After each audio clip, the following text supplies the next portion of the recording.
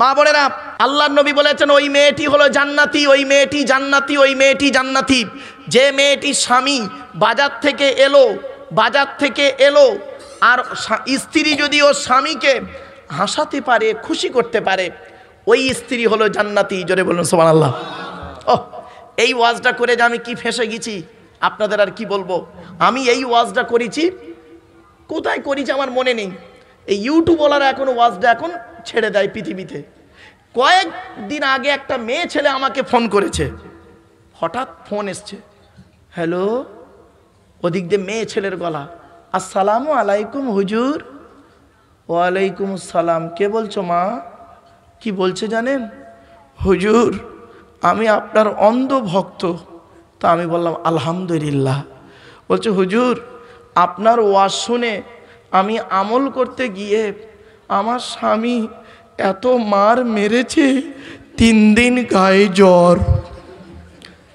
আমি তো চমকে গেছি, কি এমন ওয়াজ আমি করলাম, আর কেন তোমার স্বামী মারলো একটু বলো তো মা। আমি তখন বর্ধমানে জলসায় যাচ্ছি। মেয়েটি কি বলছে জানেন? হুজুর ইউটিউবে আপনার ওয়াজ আমি প্রতিদিন শুনি, আমি প্রত্যেক দিন শুনি হুজুর, সারাক্ষণ আপনার ওয়াজ ছাড়া শুনি না। তারপর বলছে হুজুর আপনি ওয়াজ করেছেন ইউটিউবে, আমি পেলাম আল্লাহর নবী বলেছেন স্বামী যদি বাজার থেকে আসে আর স্ত্রী যদি তাকে হাসাতে পারে, আনন্দ দিতে পারে, ওই স্ত্রী জান্নাতি। তা আমি বলি মা এটা আমি বলিনি, নবী বলেছেন। বলে হুজুর আমার স্বামী কয়েকদিন আগে 5,000 টাকা নিয়ে বাজারে গিয়েছিল, হঠাৎ টাকাটা পকেটমারি হয়ে গেছে। আমি তো আর জানি না, ওর মেজাজটা পুরো আগুন হয়ে আছে।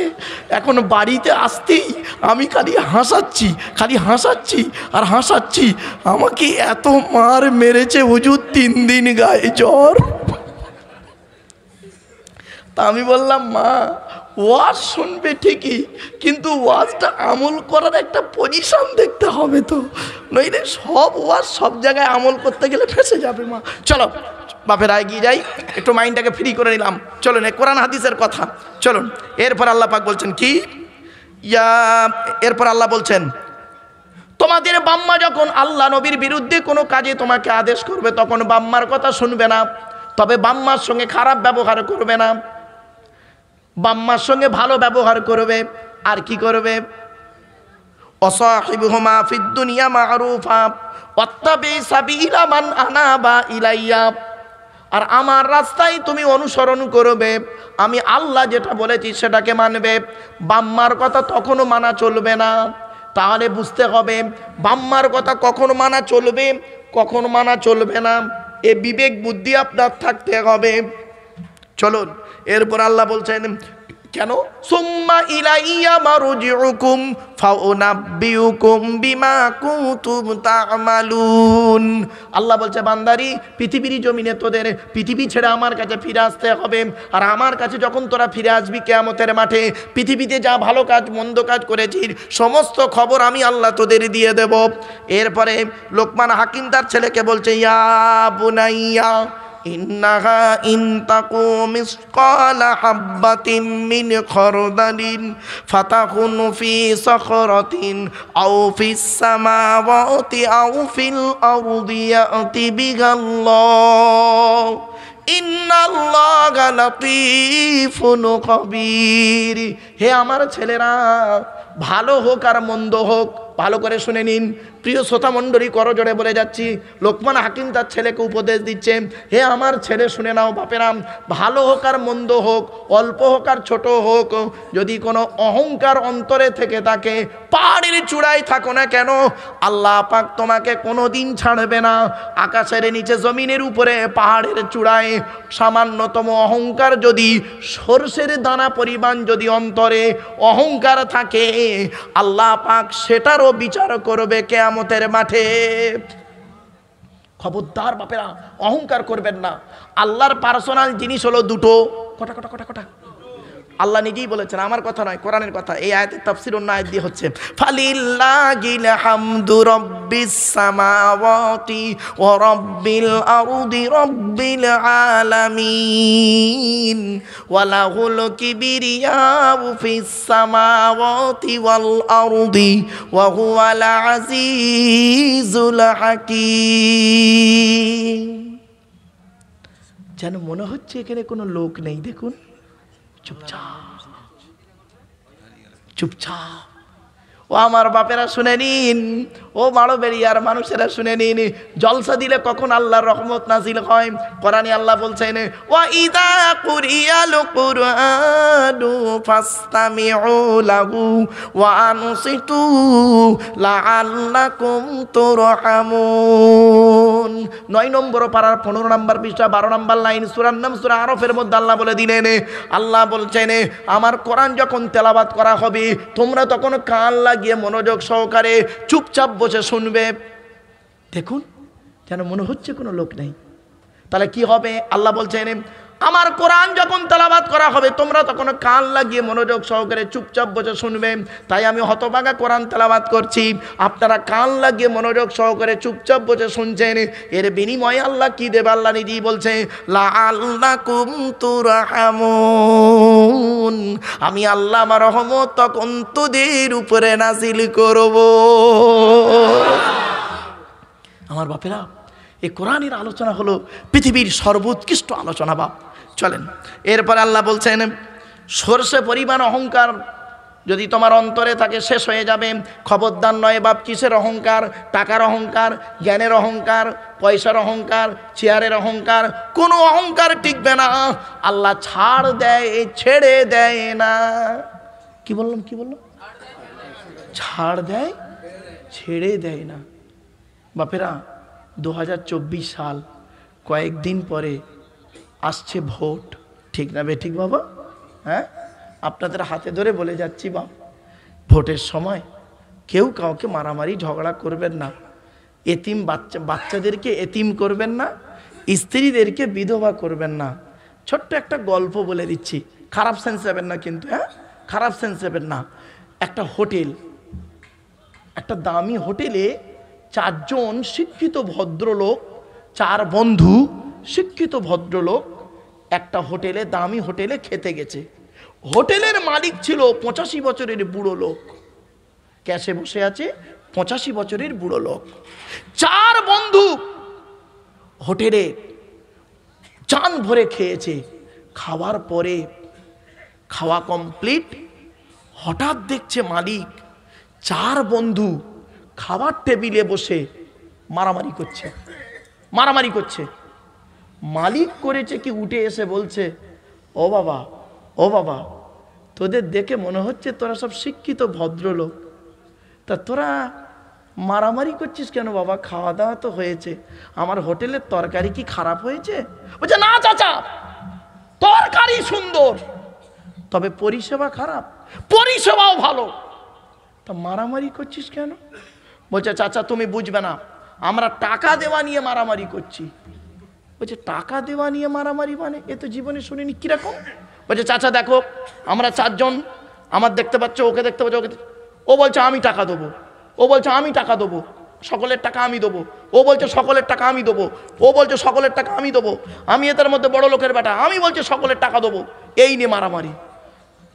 85 বছরের বুড়োটা গালে হাত দিয়ে চিন্তা করছে আর বলছে, বাবা আমার বয়সটা 85 বছর বয়স আমার, তো জীবনে শুনিনি, জানি হোটেলে বন্ধুরা খেয়ে পালায়, একে অপরের ঘাড়ে চাপিয়ে দিয়ে পালায়, যে টাকা দেওয়ার জন্য মারামারি করে এই প্রথম শুনলাম বাবা।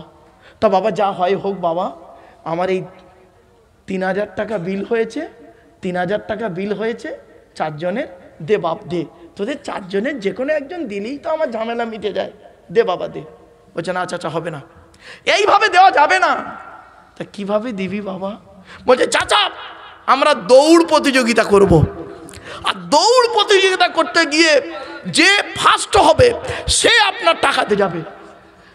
চাচা বলছে, ভাবটা ঠিক ভালো বুঝছিনি।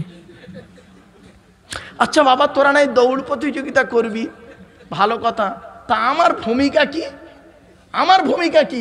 বলছে, চাচা তোমার ভূমিকা সামান্য। বলে, কি? বলে, তুমি খালি বাঁশিটা বাজাবে। চাচার তো এখন বিপদ, টাকার দরকার, এখন 3000 টাকা তো খেয়ে নিয়েছে, টাকার দরকার। চাচা বলে, তাই নাই হোক, আর কি করব? চাচা ওই যে জোরে বাঁশি বাজিয়েছে আর চার বন্ধু ওই যে দৌড় মেরে ছুটে পালালো, আজও পর্যন্ত চাচা হোটেলের গেটে দাঁড়িয়ে আছে, কবে আসবে? জ্ঞানীগুণী বুদ্ধিজীবী মানুষ, জ্ঞানীগুণী বুদ্ধিজীবী মানুষ। ব্যাখ্যার করলাম না, তাফসিরে মাহফিল তো ব্যাখ্যাটা করলাম না, বাড়িতে গিয়ে বুঝে নেবেন। বাবা চলুন আমার বাপেরা, আল্লাহ পাক বলছেন কি, ইন্নাল্লাহা লাতীফুন খবীর, নিশ্চয়ই আল্লাহ রাব্বুল আলামিন সূক্ষ্ম থেকে সূক্ষ্ম খবরগুলো রাখেন। কার অন্তরে কি আছে, ভালো মন্দ কে কি মন নিয়ে বসেছেন, প্রত্যেকের অন্তরের খবর আমি জানি না বাপ, আমার অন্তরের খবর আপনারা কেউ জানেন না। সূক্ষ্ম থেকে সূক্ষ্ম, আল্লাহর একটা নাম হলো লতিফ। কি বললাম? এই নামটা মনে রাখবেন। লতিফ মানে হলো সূক্ষ্ম থেকে সূক্ষ্ম জ্ঞান রাখে, যে সূক্ষ্ম জ্ঞান যিনি রাখেন তাকে বলে লতিফ। লতিফ তাকে বলা হয়, মনে রাখবেন। আল্লাহর একটা নাম হলো লতিফুন, আর লতিফও একটা নাম। আল্লাহ বলছেন নিশ্চয়ই আল্লাহ সূক্ষ্ম থেকে সূক্ষ্ম খবর রাখে বান্দা। এরপরে আল্লাহ বলছেন ইয়া বুনাইয়া আকিমিস সালাতা ওয়া আমর বিল মারুফি ওয়া নহা আনিল মুনকার ওয়াসবির আলা মা আসাবাক ইন্না যালিকা মিন আযমিল উমুর। এর বাংলা মানেটা শুনে নিন। লোকমান হাকিম তার ছেলেদেরকে বলছেন, হে আমার ছেলে শুনে নাও, আকিমিস সালাত, তুমি নামাজ কায়েম করবে। কি কি কি? নামাজ কায়েম করবে। আর কি করবে? ওয়া আমরু বিল মারুফ, ভালো কাজের আদেশ করবে মানুষকে, কোনোদিন খারাপ কাজের আদেশ করবে না। ওয়া নাহা আনিল মুনকার, আর খারাপ কাজ থেকে দূরে সরে থাকবে। আর একটা কি করবে? ওয়াসবির আলা মা আসাবাক, যখন তোমার বিপদ আপদ মুসিবত আসবে তখন তুমি ধৈর্য ধারণ করবে।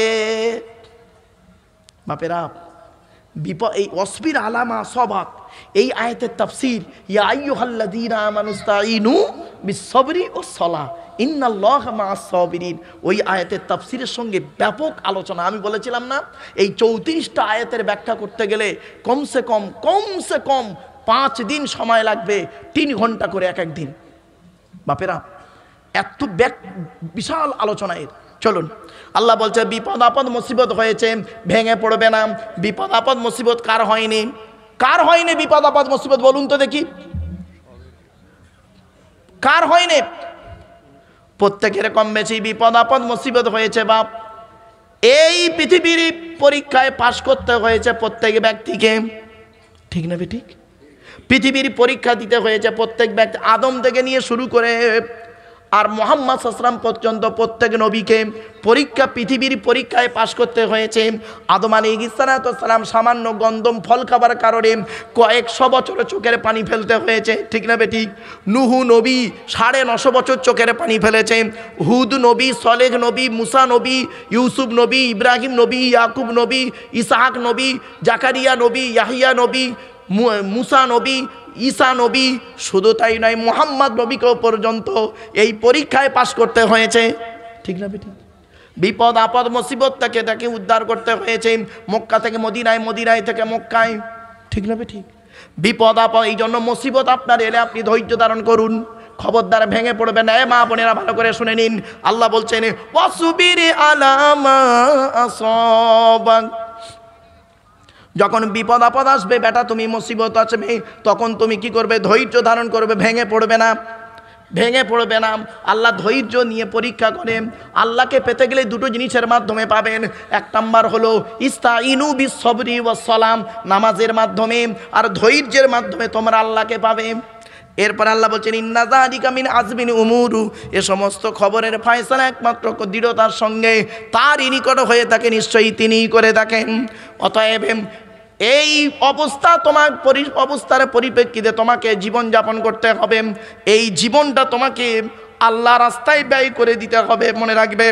এরপরে আল্লাহ বলছেন ওয়ালা তুসাইর খাদ্দাকা লিন-নাসি ওয়ালা তামশি ফিল আরদি মারহা ইন্নাল্লাহা লা ইউহিব্বু কুল্লা মুখতালিন ফাখুর।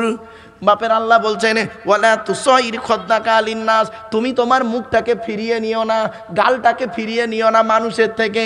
অহংকার করে তুমি টাকার মালিক, তুমি মওলানা, তুমি মাস্টার, ডাক্তার, ইঞ্জিনিয়ার, প্রফেসর বলে সাধারণ লোক থেকে মুখটাকে ফিরিয়ে নিও না, তাচ্ছিল্য কোনো দিন করো না। আল্লাহ বলছেন ওয়ালা তুসাইর খদ্দাকা লিন্নাস, তুমি তোমার গালটাকে মানুষের থেকে ফিরিয়ে নিও না। ওয়ালা তামশি ফিল আরদে মারহা, আর পৃথিবীর জমিনে আমি মাস্টার, ডাক্তার, মনি সাহেব বলে অহংকার করে বুক ফুলিয়ে চলাফেরা করো না। ইন্নাল্লাহা লা ইউহিব্বু কুল্লা মুখতালিন ফাখুর, আল্লাহ পাক কোনোদিন অহংকারকারীকে ভালোবাসে না। আল্লাহ পাক কোনোদিন অহংকারকারীকে ভালোবাসে না। বাপেরা, তাহলে কিভাবে চলবেন পৃথিবীতে আপনারা? কিভাবে চলবেন আল্লাহ বলে দিচ্ছে পরের আয়াতে আসুন। ওয়াকসিদি ফি মাশইকা ওয়াগদুদ মিন সাউতিক, কি সুন্দর আয়াত দেখুন।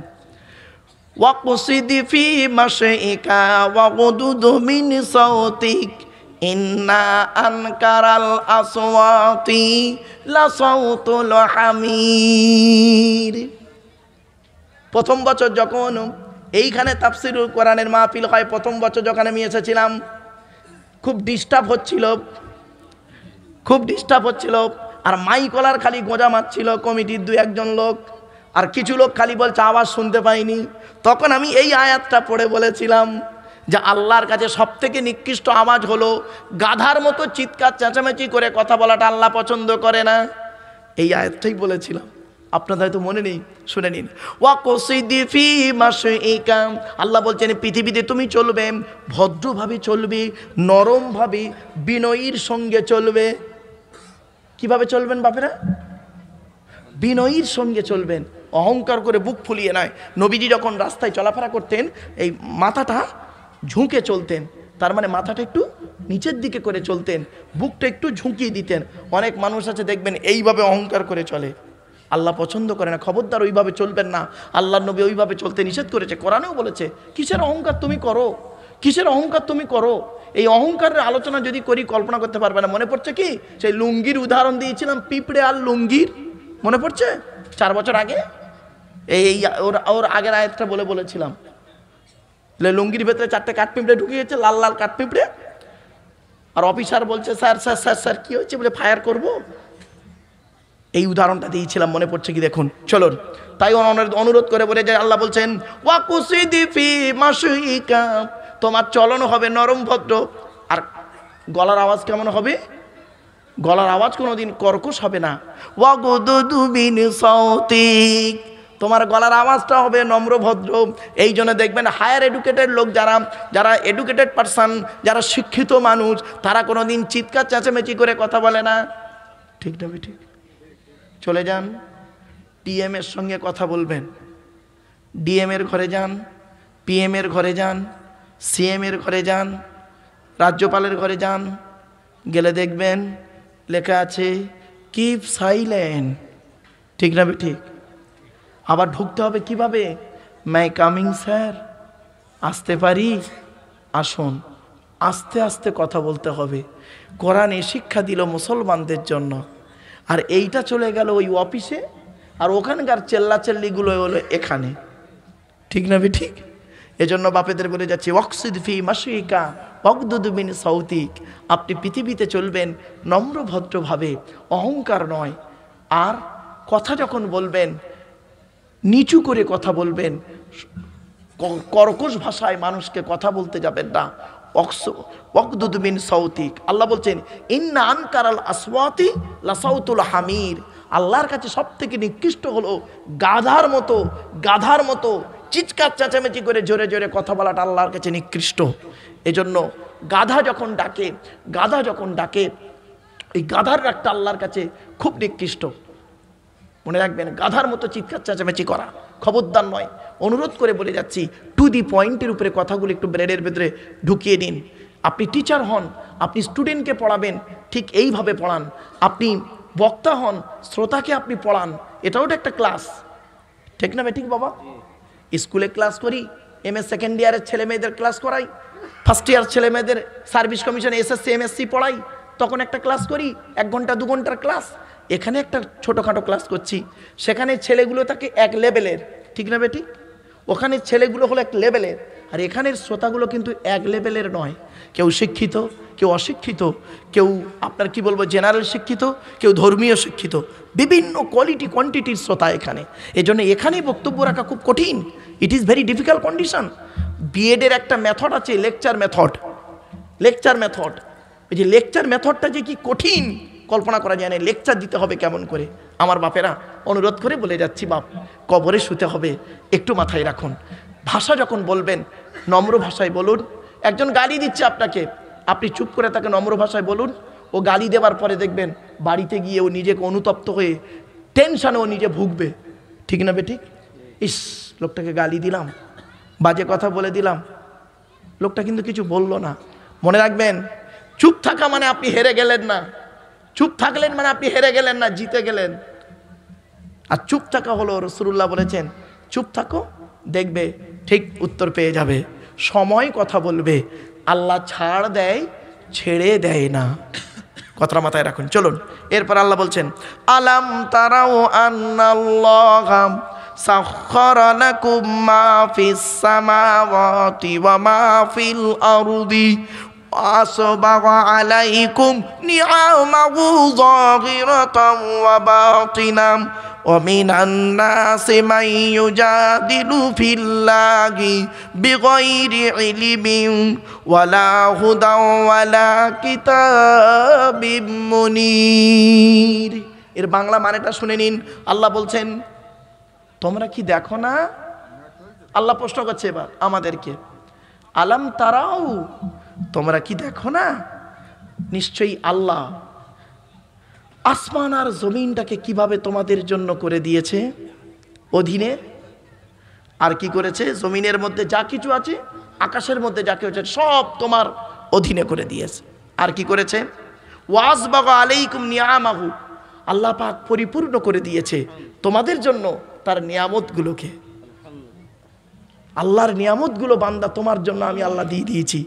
সমস্ত নিয়ামত, যাহিরাতাও ওয়া বাতিনা, প্রকাশ্য অপ্রকাশ্য, সমস্ত নিয়ামত তুমি ভোগ করো পৃথিবীতে।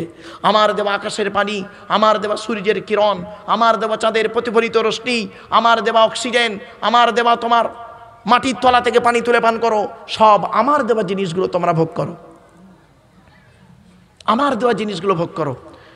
এরপর আল্লাহ পাক বলছেন, তবুও মানুষের মধ্যে এমন কিছু লোক আছে, অমিনান নাস মা ইউজাদিলু ফিল্লাহি বিগাইরি ইলমিন, মানুষের মধ্যে কিছু লোক আছে বিতর্কভাবে খালি ঝগড়া বিতর্ক করে। মানুষের মধ্যে কিছু লোক আছে তাদের জ্ঞানগম্য নেই, তারা ফালতু ফালতু তর্ক বিতর্ক করে আল্লাহ সম্পর্কে।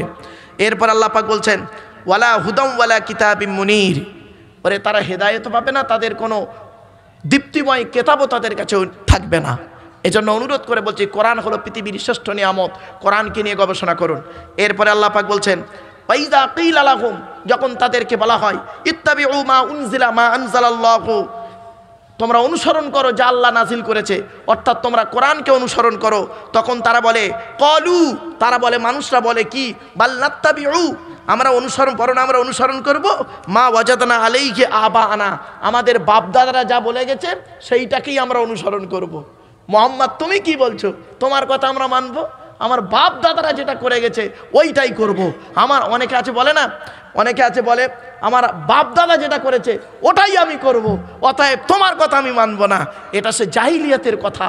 মনে রাখবেন, আল্লাহ কোরআনে বলছেন, ওয়াইযা কিলা লাহুম, যখন তাদেরকে বলা হয় ইত্তাবিউ মা আনজালাল্লাহু ইলাইকুম, অনুসরণ করো ওই বস্তুর উপরে যে বস্তু, যে কোরআন তোমাদের উপরে আল্লাহ নাজিল করেছে, ওই কোরআনটাকে তোমরা অনুসরণ করো, কোরআন মোতাবেক জীবনযাপন করো। তারা বলে ক্বালু, তারা বলে বাল নাত্তাবিউ, আমরা বরং অনুসরণ করব মা ওয়াজাদনা আলাইহি আবানা, আমরা আমাদের বাপ দাদার কাছ থেকে যেটা পেয়েছি ওইটাকেই অনুসরণ করব, মুহাম্মদ তোমার কথা অনুসরণ করব না।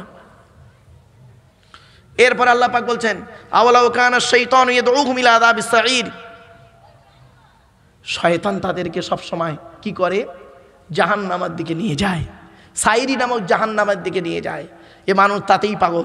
অনুরোধ করে বলে যাচ্ছি, কোরআন মোতাবেক জীবনযাপন করুন, কোরআনের সংবিধানটাকে নিয়ে চলুন, according to Islamic law, according to Indian ল।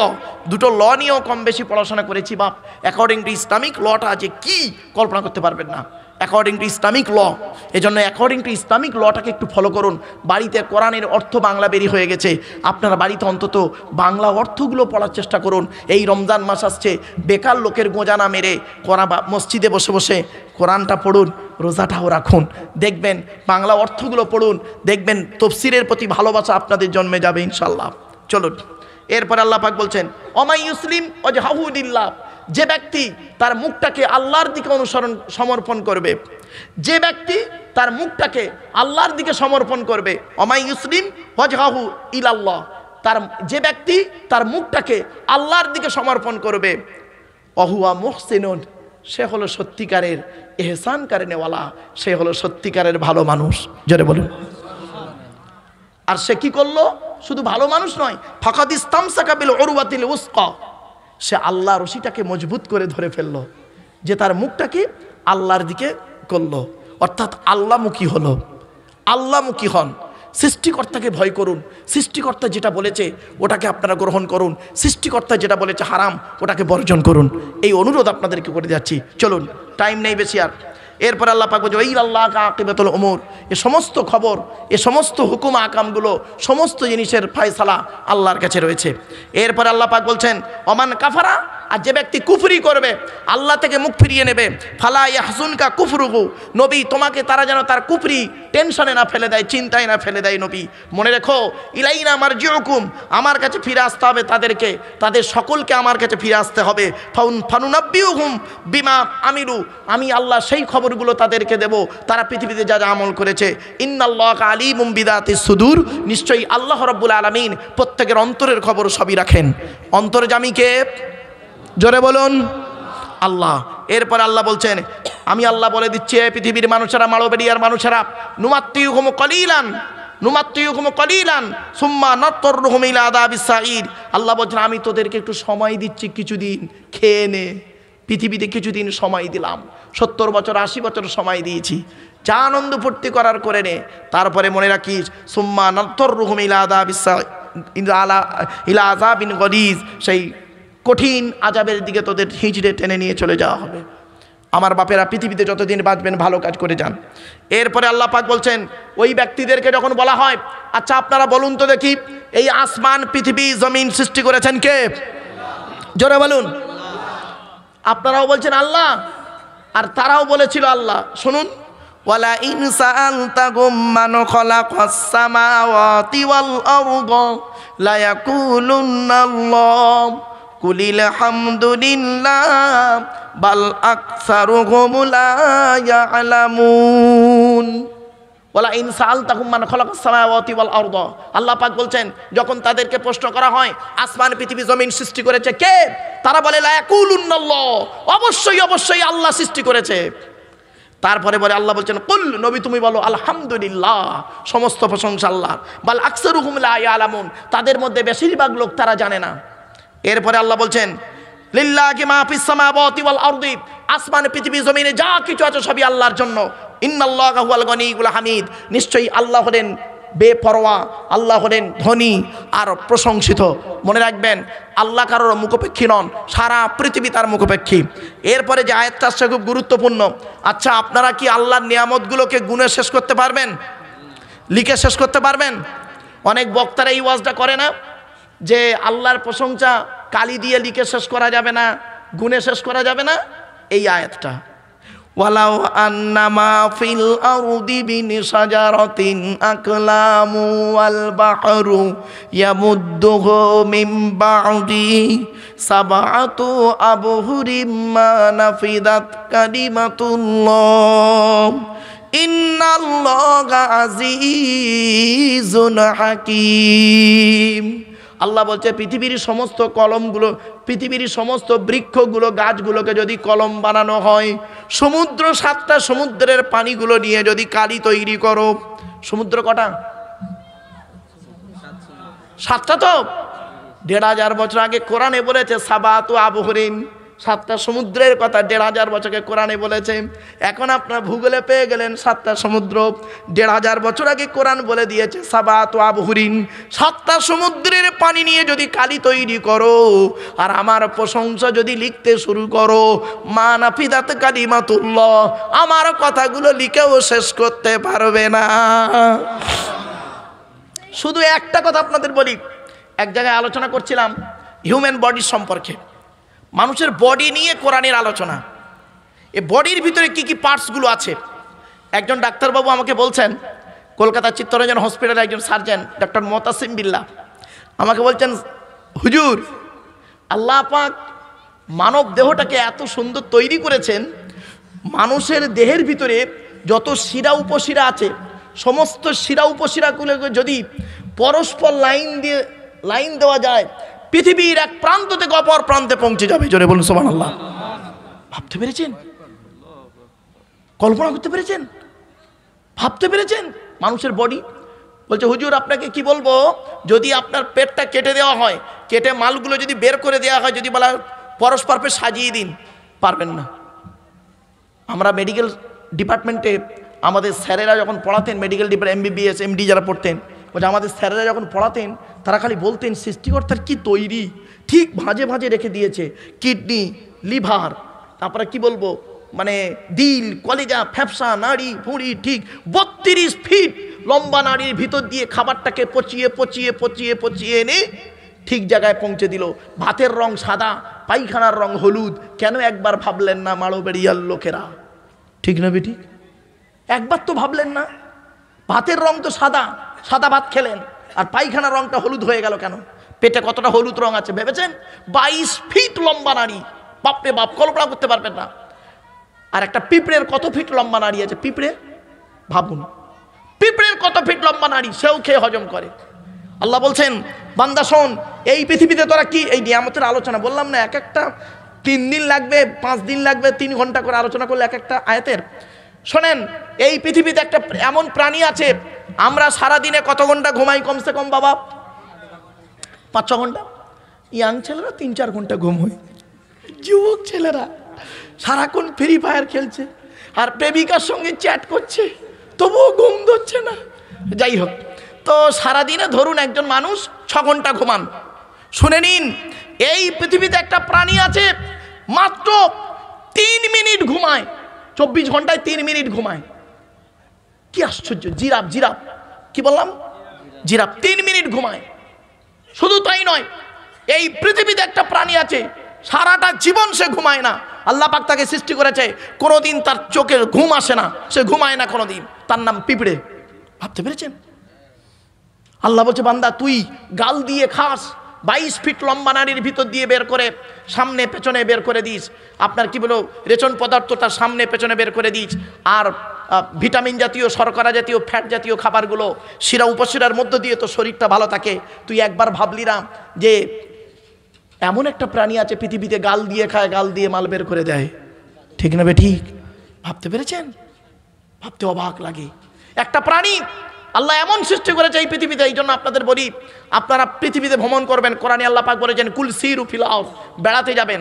আমি দীঘায় যাই, এই দীঘায় যাই আমি, তো অনেকে আমারে বলে হুজুর আপনি দীঘায় যান। আরে দীঘাতে গেলে কি খারাপ জায়গা? কে বলেছে দীঘা খারাপ জায়গা? তুমি মনটা খারাপ নিয়ে গেলেই খারাপ হবে। দীঘাতে একটা মাদ্রাসা আছে, নিউ দীঘার সামনে দেখবেন সোজা করে একটা রাস্তা আছে, নিউ দীঘার সামনে একটা সায়েন্স সিটি আছে না, ওই সায়েন্স সিটির উল্টো দিকের রাস্তাটা, বেশি না 2 মিনিট হেঁটে যাবেন, বিশাল বড় একটা মাদ্রাসা, মুফতি সারাফত আলী সাহেবের মাদ্রাসা। তার ছেলে থাকে মালয়েশিয়াতে, আমার খুব বন্ধু মানুষ, আমি মাদ্রাসার সঙ্গে জড়িত থাকি মাঝে মাঝে। এমনকি ওখানে মসজিদ আছে, বিশাল বড় মসজিদ, বহু আলিম উলামা থাকে, প্রচুর মুসলিম আছে। আপনি সন্ধ্যাবেলা ওল্ড দীঘাতে গিয়ে আপনি খালি কিচ্ছু নয়, ওই ইয়েতে বসবেন আর চিন্তা করবেন একবার ওপার থেকে কে পানিগুলো ঠেলে দিচ্ছে, এদিকে উঁচু হয়ে উঠছে, আসছে। এই সূরার মধ্যে আয়াতটা আসছে, এই 2 মিনিটের মধ্যে আয়াতটা আসছে, ফের পরের আয়াতই আসছে। তাই আল্লাহ পাক বলছে বান্দা একবার তুই চিন্তা কর। আচ্ছা, আল্লাহর প্রশংসা নিয়ামতগুলো আমরা গুণে শেষ করতে পারবো? পারবো না। আল্লাহ বলছেন এই আয়াতের তাফসীর অন্য আয়াত দিয়ে, ওয়া ইন তাউদ্দু নি'মাতাল্লাহি লা তুহসুহা। আল্লাহ পাক বলছেন আল্লাহর যত নিয়ামত তোরা গুনেও শেষ করতে পারবি না, লিখেও শেষ করতে পারবি না, গুনেও শেষ করতে পারবি না বান্দা। তো একবার আমার কাছে মাথা নত কর আল্লাহ বলে, আমি আল্লাহ তোর ডাকে সাড়া দেব। এরপর আল্লাহ বলছেন মা খালুকুকুম ওয়ালা বাউসুকুম ইল্লা কানাফসিন ওয়াহিদা ইন্নাল্লাহা সামিউম বাসীর। আল্লাহ বলছেন আমি তোমাদের সৃষ্টি নয়, তোমাদের তোলা নয়, অর্থাৎ পৃথিবীতে তোমরা এসেছো আর কবরে কিয়ামতের মাঠে উঠবে। শুধু এটা নয়, ইল্লা কানাফসিন ওয়াহিদা, একটা নফস ছাড়া। তোমরা যেন ভেবো না যে একজনকে আল্লাহ পাক তৈরি করে চাঁদ তুলবে। আমি আল্লাহ এই পৃথিবীর জমিনে সকলকে পৃথিবীতে সৃষ্টি করেছি, কিয়ামতের মাঠে সকলকে তুলবো। ঠিক না বে ঠিক?